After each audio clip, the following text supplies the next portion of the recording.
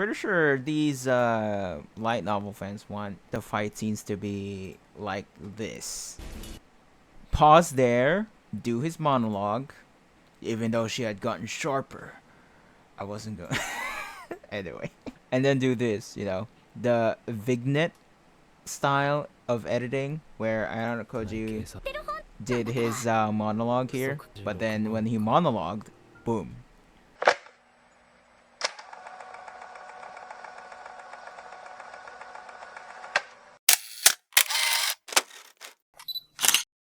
Alright, what's up TFM Nation? It's me, the TFM Monster here again. So we're back with more breakdown analysis for Clash of Daily Season 4. Because this episode was really adapted super well. Very well directed and very well boarded, storyboarded by Daisuke Nakajima. Yeah, I have so many high praises for this episode. This might be my favorite episode for this entire series so far, because of how well directed and boarded this episode is. Very creative and artistic. And yeah, I feel like this is the first time where Clash of the Elite's episode has gotten so much creative. So yeah, although I still have some minor gripes about it, you know, adaptation wise, but that's always going to be the case. So yeah, just like in the last episode, it was, you know, the sacrificed episode, as I've mentioned before. So many shortened scenes. Let's jump right into episode 12, After Vengeance. This one, chapter 9 and 9.1, never adapted. Alright. They only adapted a couple of chapter 9.1 here. So yeah, they didn't adapt this part as well. So yeah, pretty much started in 9.1 chapter and only adapted a couple of the dialogues here. Just crossing the mountain, and yeah, that's the entire 9.1. So if you want to read more of the details here, you can go ahead and do so.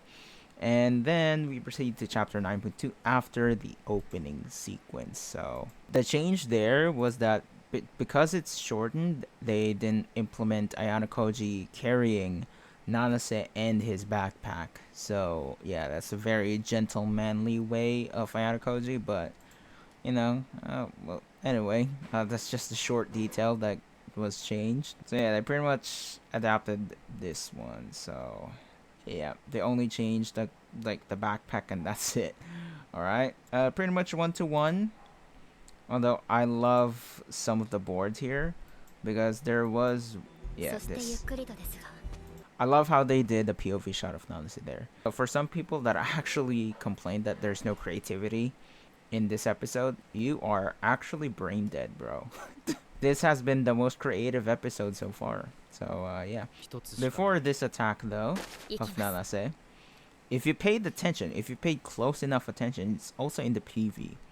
So yeah, Ayanokouji actually, before Nanase attacked, Ayanokouji actually noticed that someone in the forest was hiding, actually probably recording this fight. That's why Ayanokouji looked beside him, or on his side, so yeah. Because Nanase was in front of him, so if you take a look closely, see? They're face to face. It's just a small storytelling visual show not tell detail that many people probably neglected and didn't see. That Ayanokouji actually paid attention to his surroundings. He has sensed that there was someone lurking behind those deep dark forests. Someone hiding and watching this scene unfold. So yeah, I love this fight. Not really necessarily a fight. So yeah, I love the use of camera shake because it shows the grounded work and chaos erupting. Although in this scene, I feel like it's fine if they don't do the camera shake. I feel like, you know, it's just a personal preference that they don't do the camera shake in this specific scene. But it added more flair. Chaos is happening right now. So yeah, that one, that camera shake right there, that small jittery small camera shake there was good, as well as this. These camera shakes are really effective for its grounded camera work. Season 2 also had this. Many people just didn't notice it. It's more like an impact for its sound barrier. Yeah. Anyway, yeah. For those people that are complaining that Ayanokouji is actually, look at this. See? He's narrating what's happening. Alright? So in visual translation, that's it. The anime did it right. So I don't know what you're complaining about, but okay, sure, go ahead, because it's not an audiobook to adapt every narration. Same thing here, saying that they completely ignored Ayanokouji deducing this fight of Nanase. Bro literally said it himself. I'm thinking that over. Like, what's his plan, and yeah, what's his plan of action in this scene unfolding right now. He said it as well outright. I'm thinking. So yeah, literally he is thinking. So yeah, that's what he's deducing. That's why the anime did it right. That's why I'm actually, happy about this adaptation. Love those shots as well. The following of the action. So yeah, very grounded camera work.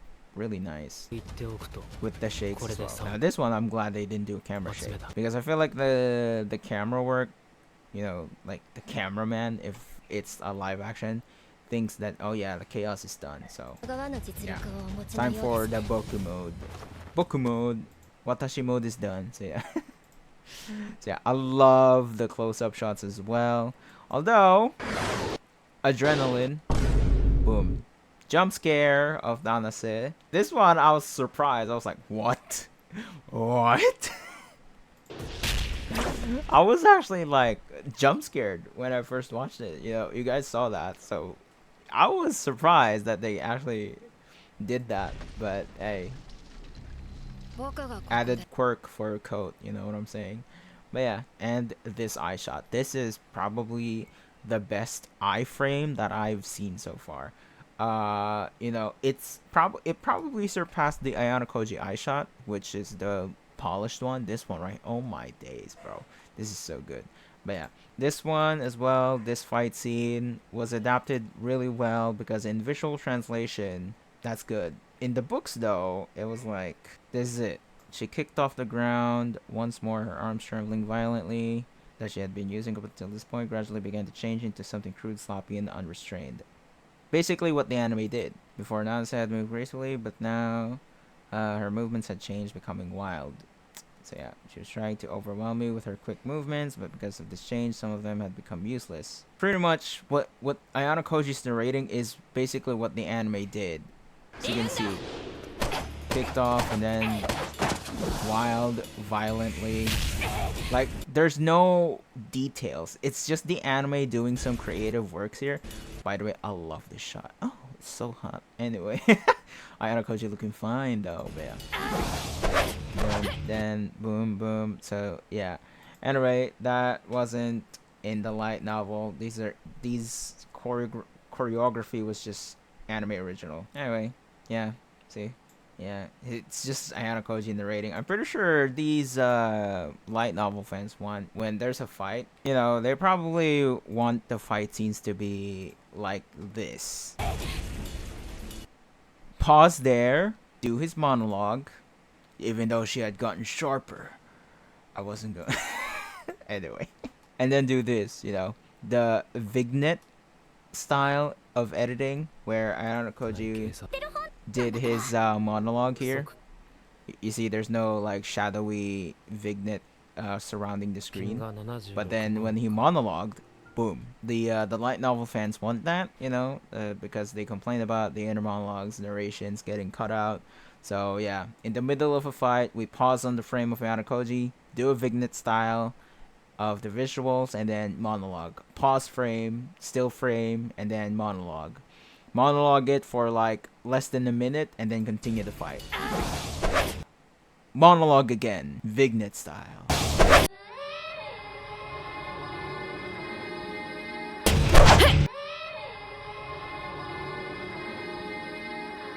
You get what I'm saying? It's fucking ass. I love the visual creativity in the choreography in the fight. It's not the best for me, like I said. I still do think Ayanokouji versus Ryu is still the best because of the way, of course, realistically it's good. It's also because Ayanokouji was, holding back, obviously, for obvious reasons. Bro ain't one-shotting these students. Bro is just there to show them fear. That's it, right? That's the point of it. That was a full-fledged fight. But this fight, it was just Ayanokouji simply dodging non-assist attacks. Dodging and blocking non-assist attacks. Just to show who's more superior between the two. So, yeah. Boom. Boom. Yeah. See? Boom. Boom. Boom. Yeah. See? Ayanokouji, during this, as you can see, the expressions... Bro's actually deeping it. Bro's actually thinking and deeping it. You know what I'm saying? So yeah, bro's actually deducing. That's why I really love the visual translation in the anime. It shows that Ayanokouji's still thinking. You know, even though it's so subtle, very subtle for mystery aspects of the anime, and we won't get to see or hear Ayanokouji's thoughts in the anime. To leave it for the suspense, the thrill. Because that's the genre of the anime, right? That's the genre of the series, so that's what I really love about it. And especially Kinugasa Sensei, the author himself, loves the visual representation and translation of the anime, you know? So, yeah, I do too. And the anime was never wrong with the visual translation, the adaptation of Ayanokouji. It's just these light novel readers wanting more inner monologues. In visual format, you can't do that shit. You can limit it, but you cannot adapt everything. That's the whole point of it. That's the whole point of the adaptation, right? If you wanna, there's always this thing that many people still do not understand, and it's mostly Clashroom of the Elite community, and I'm pretty sure they won't listen, nor will they understand what I'll say, is the fact that it's different types of medium.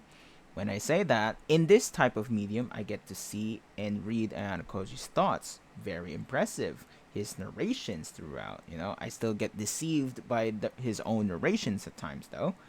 In the anime, the suspense is there, leaving mysteries for the thrill later on when Ayanokouji says his deductions throughout this entire thing. That's what I really love about the anime. So you get different enjoyability. In the light novel, you get the enjoyability of reading Ayanokouji's thoughts, the way he deduced things, and then saying it to the character, to the people, you know. And then in the anime, it leaves the suspense. Let him cook. That's the type. And you also get to see them in action. That's what I really love about the anime. So yeah. Anyway, as expected from this fight, though, it was very short, just like in the light novel.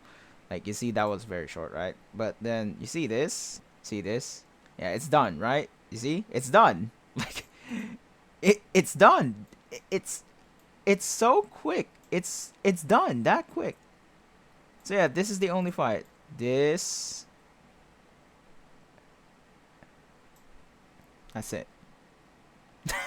You see? One whole page.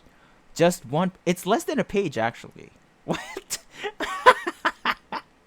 In the physical book, it's probably 2 pages. But see this? It's so short. The anime made it seem longer, though. It's still short, regardless. But you see what I'm saying? It's actually very short.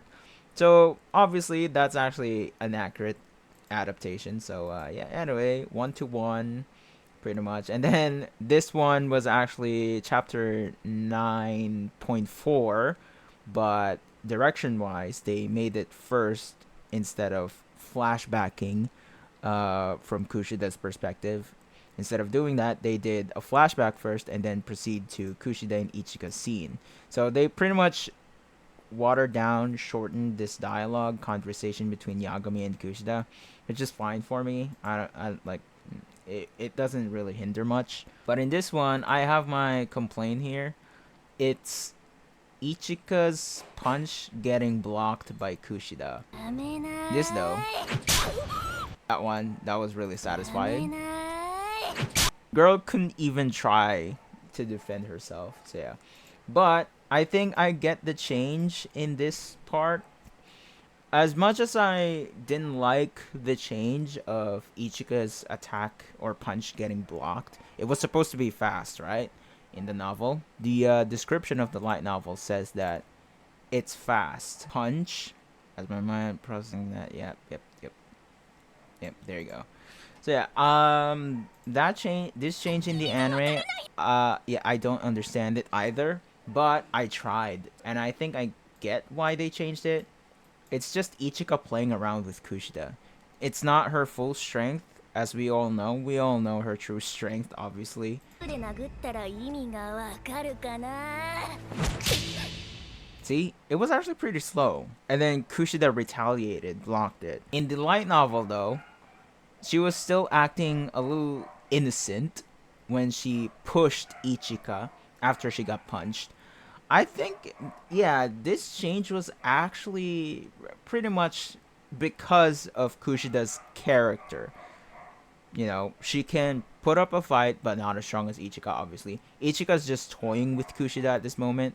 So that's why she's not going all out at this point. We all know that, light novel readers. I tried to understand the scene as to why they changed it. As to why Kushida was able to block this punch.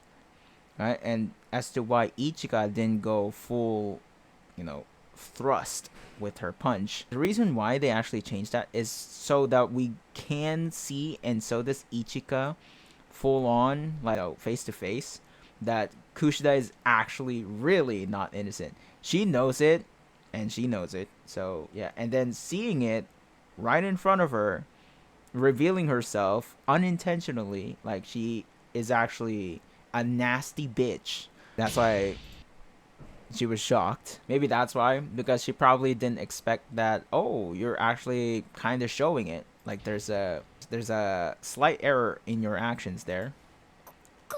That's why she apologized. But in the light novel, she just pushed Ichika. That's it, and then she apologized. So yeah, that's the change compared to the light novel. You know, I still like the fact that the light novel depicted Ichika as someone you don't want to mess with, but in the anime, it showed that Ichika's just toying with Kushida, which is kind of funny, you know?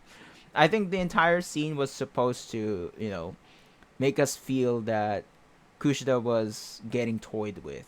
That's pretty much it.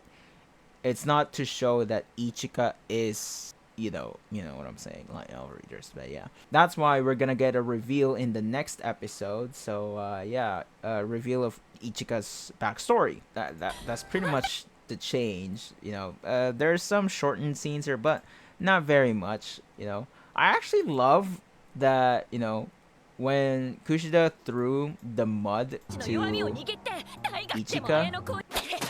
Ichika blocked it, and then they added an anime original scene. Also, the subtitle kind of messed up here. You're insane. But the Japanese voice acting, you can hear that Anta futsu janai. Zettai futsu janai. You're definitely not normal. Zettai futsu janai. Not normal. Futsu, normal. Janai, not. So yeah, Anta, you are definitely not normal. So I don't get why they translated as you're insane. You're definitely not normal. But anyway, besides that, anyway, Crunchyroll being Crunchyroll. Yeah, they pretty much did it one-to-one. They added a little small detail here that wasn't in the light novel. The one Kushida threw at Ichika, the mud, the dirt. Ichika put it on on Kushida's face, which is kind of funny. It's also to show that Ichika's saying, yeah, you are a nasty little bitch. You're dirty bitch. Yeah, that's why. So I actually love the creativity in this one, though. I love this change compared to the other one. But still, I understood why they changed it like that. But yeah. Anyway, that's pretty much it. And then they also changed this. Kushida got a rock to throw at Ichika, and then yeah, that's the change. In the light novel, I think it from what I saw, so you can see here when she did so, I will be toward her. I didn't even think it through. I just wanted to push her down to the ground, but she must have been expecting it because she dodged my shove without even a moment's delay. Then she quickly knocked me off my feet. So I feel like in this detail of the light novel, it's just her tripping, because of Ichika dodging Kushida's shove of Ichika. So instead of, the anime, Kushida got a rock and then was supposed to throw it at Ichika, but Ichika was like, nope. That's anime original. I actually like this change. It's much better. It also shows that, Ichika's not someone you want to mess with. So I think they pretty much made up for it compared to the change here. They made up for it, and I'm not blaming it. So, yeah, I actually like this change much better. She got flipped. Unlike in the, the novel, it was just her getting tripped by Ichika's probably foot, because she dodged, and then, yep.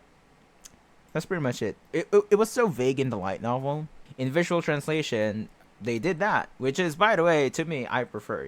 Like her getting flipped over by Ichika is nice. Yeah. Anyway, love the creativities in these shots, and then this. In the light novel, it was I just sat there right on the ground. Raindrops started gently falling between the dense cover of leaves above. They landed on my cheeks and trickled down back of my neck. But in this one, it did as well, but there's a single drop here, and then it looks like a tear. It visually shows, it's a show not tell aspect showing that Kushida is actually frustrated. Yeah, there you go. I felt so empty that I didn't even feel anger welling up inside me anymore. So yeah, see? So that's the visual translation, alright? This monologue is the visual representation of this shot. Very well directed, very well boarded. And then the Ichinose scene, nothing much I want to cover. Holy shit, this video is long. Oh my god. Yeah, anyway, I hope you all still enjoyed. In this one, though, there was a slight change here. It was kind of redacted in the light novel. There's a blank here, blank there, blank here, blank there. So yeah, it was redacted. It shows that Ichinose can't hear clearly, but in the anime, they made it so that Ichinose actually heard everything. So I don't mind this change, so that Ichinose knows it, and so we all know what she'll do in the next volume 4. So yeah, will she choose her classmates or will she choose Ayanokouji? We'll find out in the next few episodes. But yeah, anyway, I love this sequence as well. They used an OST as well, an OST from season 2 and 3 that never got used. In the Nanase versus Ayanokouji fight, they used a new OST that wasn't in the previous seasons as well. So yeah, I love the fact that this episode is also using more soundtracks compared to before. So yeah, and then yeah, we got Nanase's backstory, pretty much 1-to-1 as well. There was although it was already shown, I think it was explicitly stated now, that she isn't the White Room student, because obviously she had a tragic history, tragic backstory of her childhood friend, and so she's not a White Room student. So she only knows about the White Room. That's what the dialogue that's been cut in the light novel. Nanase stated that she doesn't know about the White Room. She only knows the name of the facility, but doesn't know what's inside the facility, just because Tsukishiro mentioned the White Room. So yeah, that's why. That's the only thing that I remember that was in the light novel that didn't get adapted in the anime. I wonder why, but anyway. Yeah, they adapted the monologue as well, which edgy Ayanokouji, they adapted this. They adapted this monologue. Yes, it is a cold inner monologue of Ayanokouji. Oh, they're making Ayanokouji so edgy. Bro, he is naturally like that in the light novel as well. What the fuck are you on about? Anyway, even in year 1 light novel, the anime adapted the inner monologue as well of Ayanokouji saying that he'll deal the final blow, the crushing blow to Ichinose. Yeah, go read 11.5 because Ayanokouji did explicitly state that. So, yeah, I don't know what you're on about, guys. So, yeah, light novel explicitly stated that as well. Ayanokouji is definitely, normally he is in an emotionless state. Very edgy. Pretty much great adaptation. Really good monologue as well. I wonder what that is. Anyway, I'm pretty sure you guys know now because the preview showed it. It's Ichika. Anyway. What do you guys think of the episode? Let me know down in the comments because I reviewed my condensed kind of review of the episode of Clash of the Elite Season 4 on Anime Oshi. Alright, I want to show my support to Anime Oshi because in case you guys don't know, Anime Oshi actually does weekly giveaways for $50, right? Weekly. And probably anime merch. And they can also relay our reviews and messages, discussions to the animators in Japan. They are connected to the production committees of the studios in Japan. So I had to flex Anime Oshi, and you can see my review here as well. You can see that. There you go. So yeah. Anyway, just wanted to show you my review of Anime Oshi. Alright, that is it. Thank you guys so much for watching. Hope you all enjoyed this video, and I hope you all enjoyed the episode as much as I did. So yeah, next episode will be very interesting for Ichika. We'll see how it gets adapted. I want them to adapt that really well and add more scenes about, yeah. Anyway, they're gonna adapt volume 4's first episode around 140 plus pages. So yeah, expect this episode to be pretty much the sacrificed episode, but I do hope they're not sacrificing Ichika's backstory. So yeah. If anything, if they can, at least don't do the opening and ending theme so that we can have a little bit more screen time or runtime. If not, then we'll see how they handle things. But yeah, we'll see what Volume 4 has in store because I know Volume 4 is madly chaotic. I think episode 14 onwards will be pure chaos now. Episode 13 is, very, very good start, and then more establishments. And then next episode, chaos. But yeah, anyway, that's it. Thank you guys so much for watching. This is the longest analysis I've done. Yeah, anyway, see you guys then. Peace out.